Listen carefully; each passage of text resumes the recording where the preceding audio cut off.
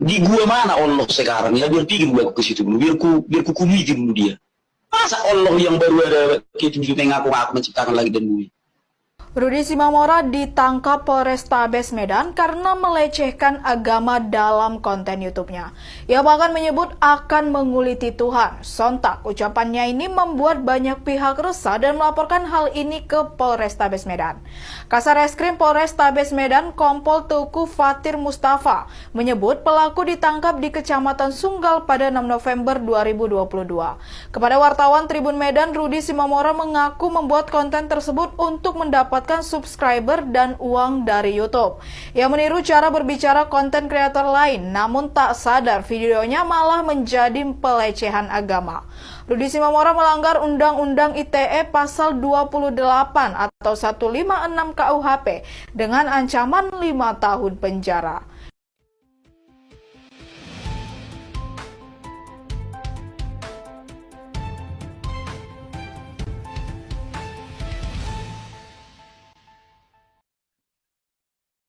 Assalamualaikum warahmatullahi wabarakatuh. Berjumpa lagi dengan AMC News ya, channel portal berita yang menyajikan informasi seputar dunia debat lintas agama yang tepat, cepat, akurat, dan terpercaya. Ya, di kesempatan ini kita akan mengabarkan tentang berita dari Rudi Simamora yang sudah ditetapkan sebagai tersangka penistaan agama ya oleh Polrestabes Kota Medan. Tadi saya barusan buka WA ya, di grup sudah ramai ya, link-link tentang Rudi Simamora yang sudah diliput oleh media. Jadi karena sudah diliput oleh media dan sudah ditetapkan oleh Polresta, maka kita boleh mengatakan bahwa memang Rudi Simamora adalah tersangka penistaan agama ya. Jadi di sini teman-teman bisa lihat, saya tunjukkan ya. Ini salah satu beritanya saja. Di sini ditulis ya, sok jago, Rudi Simamora ingin kuliti Tuhan demi konten menghujat agama melempem saat ditangkap. Ya, ini dari Tribun ya, Tribun News. Ini, ya ini orangnya. Pria sok jago bernama Rudi Simamora, tersangka penista agama, akhirnya diringkus petugas Satreskrim Polrestabes Medan. Rudi Simamora diringkus petugas Polrestabes Medan karena membuat konten YouTube mengarah pada tindakan penistaan agama. Dalam konten YouTube-nya, Rudi Simamora ingin menguliti Tuhan. Ia juga membanding-bandingkan agama satu dengan yang lainnya. Karena membuat keresahan, petugas Satreskrim Polrestabes Medan bergerak cepat menangkap si penista agama ini.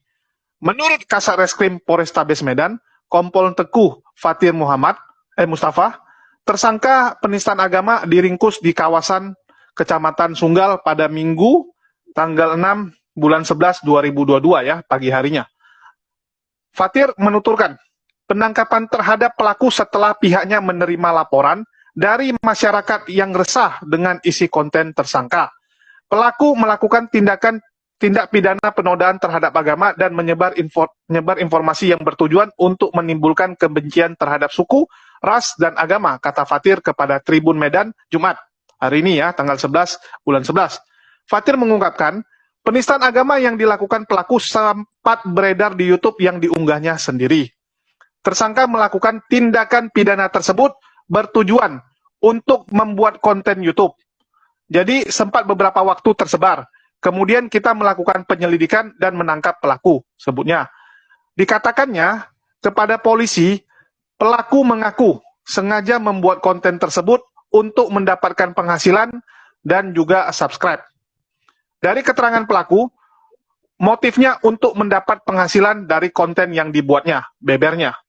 Ia menyebutkan sejauh ini pihaknya masih menemukan satu video yang ditayangkan oleh pelaku di akun YouTube-nya. Hasil penyelidikan kami yang kami temukan saat ini masih satu video yang beredar dan bertujuan untuk menyebarkan berita yang menimbulkan kebencian dan terkait dengan penodaan agama, ungkapnya. Lebih lanjut, Fatir mengatakan atas perbuatan pelaku dikenakan pasal 28 Undang-Undang ITE atau pasal 156 KUHP dengan ancaman di atas 5 tahun penjara. Sementara pelaku masih satu orang, tetapi kami juga akan melakukan pengembangan terkait adanya turut serta dan turut membantu tindak pidana tersebut, kata Fatir.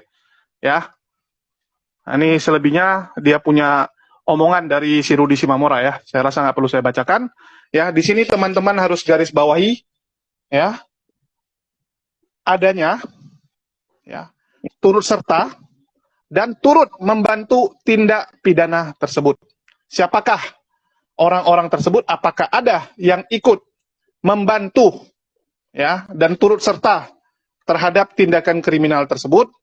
Ya, inilah yang akan menjadi kunci ya, akan menjadi kunci apakah kasus tersebut akan dikembangkan.